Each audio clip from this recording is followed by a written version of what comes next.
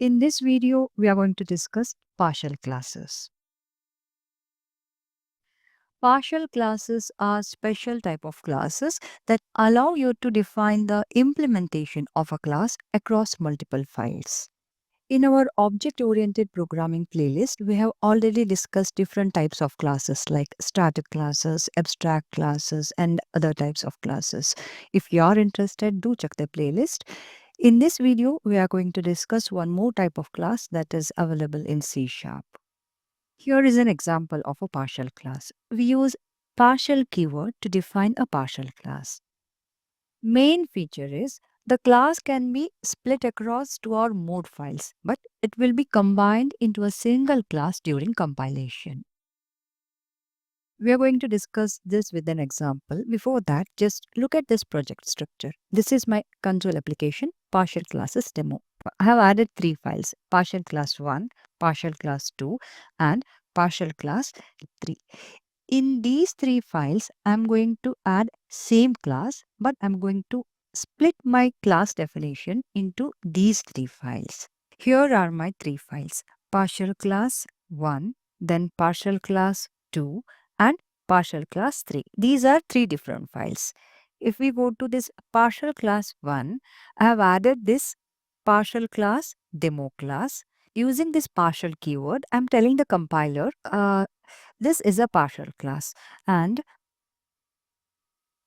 I have added one method, method1. And in this partial class 2, I'm using same class name, partial class demo, with this partial keyword. I have added this different method, method2. And in this partial class 3.cs file, I have added this partial class demo with partial keyword, and this class has method 3.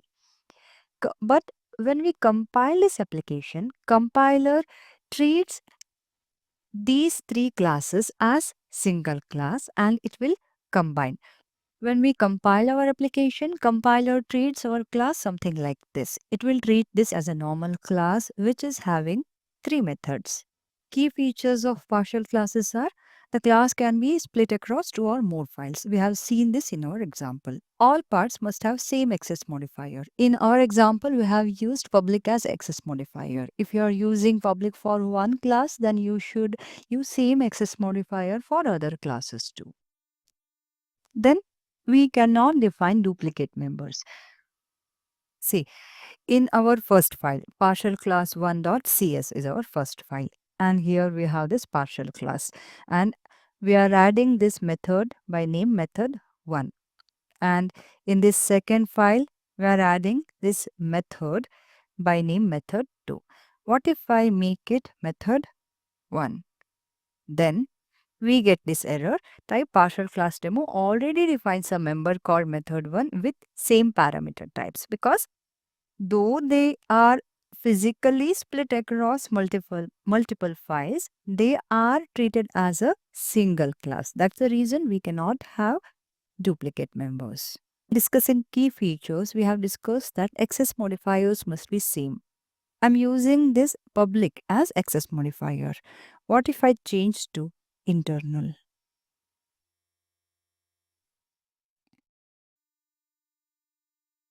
In this case, when I built my project, I got this error. Partial declarations of partial class demo have conflicting accessibility modifiers. This is because here I'm using public as access modifier, and here in this partial class 2.cs file, I'm using internal as access modifier. This should not be the case. If you are using public, it should be public in all the files. We can usually see these partial classes in code generated files.